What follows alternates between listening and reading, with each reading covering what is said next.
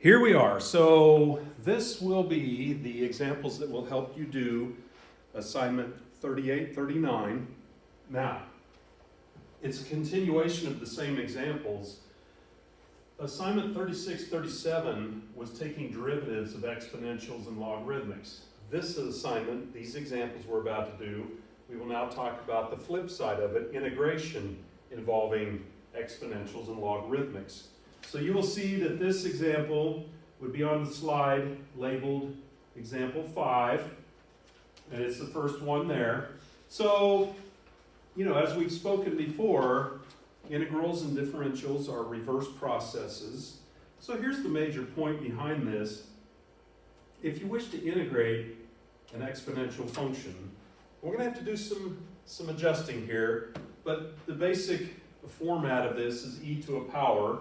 And so the logic would hopefully be that if you go back to your derivative rules that we discussed on the previous assignment, if the derivative of e to the x is e to the x, then I hope it would stand to reason that the integral of e to the x would also be e to the x. And if it's an indefinite integral, we need to remember the plus constant. So that's the primary idea, that the derivative, integral, reverse. So it stands to reason, hopefully, that the integral of e to a power would be, again, e to that power. So that's the underlying rule that we will look at. But this isn't just e to a single power. So here we go again. You know what we need to do? That expression right there, it's not horribly complicated, but as you'll see, it would be a good idea for us to set u equal, we're doing substitution? Yeah. Let's change this into just e to a single variable, and then it would be more conducive to integration as we see there. So we're doing substitution here, and if you see e to a power, it's typically a good idea to set that power equal to the single variable u. So this becomes e to the u power. We're going to substitute. All right. You always want to replace everything in the original integral. This goes back to our substitution assignment. So as you might recall, the next thing would be to generate a dx by differentiating both sides of this with respect to x. So 4/3 x with respect to x would just be simply 4/3. Clear fractions. This goes back to that substitution assignment that we enjoyed a while back. And we find out that du would equal 4/3 dx. Okay, now we got the dx, and we always will, but the question always becomes, what else falls in our lap? 4/3.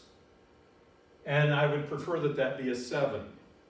So, we've talked before, if you have a number, when you do that differentiation and you get something that falls in your lap and it doesn't match the original question, you got to be creative and somehow make it work. So, look, there's a ton of correct ways to think this through, but how does a person change a 4/3 into a 7? Well, we can introduce a single number here, but that's a little bit too much for my brain. So, here's a suggestion I have. How about we say, you know what, let's just start all over. I don't want 4/3. Why don't I get rid of it with 3/4?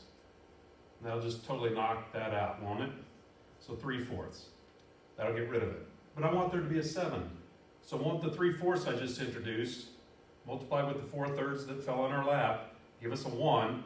But if you want a 7 there, then wouldn't you also want to introduce a 7? Okay, so however you want to do it, if you have a better brain than mine as far as the arithmetic here, that's totally fine with me. But here's the point of this. 7 over 1 times 3/4 is 21/4. So in essence, I could have just multiplied both sides by 21/4. Because 21/4 times 4/3 would give you a 7. Okay, so however you want to do it, I don't really care. But if you have to introduce a fraction to kill the original and then replace it with the number you want, or if you're able to come up with a single number that'll make it happen, I don't care. It is really just, I guess for lack of a better description, kind of creative arithmetic. But look, if you multiply all that out, you'll get the 7 that was in the original integral. And that's the whole point of it, is to somehow construct this to become what was in the original integral. And so the 7 dx would be 21/4 du. So, do whatever you want. I don't know why that bothers me. I'm going to put it in a different color here. But the 21/4 is the combination of the 7 times 3/4. Kill the fraction, replace it with a 7. Oh, that's 21/4. Okay, so 21/4 du will then take the place of the 7 dx. And then we move on and we go, okay, that's just a number sitting out there, so it carries down. And then what's the integral of e to the u, du? E to the u. Also keep in mind, we did not have limits of integration, so there will be the plus constant tacked on the end of that. And then I hope you recall that in a case like this where we're indefinite, we're like, well, okay, we ran off with u and it was easy to integrate and all that.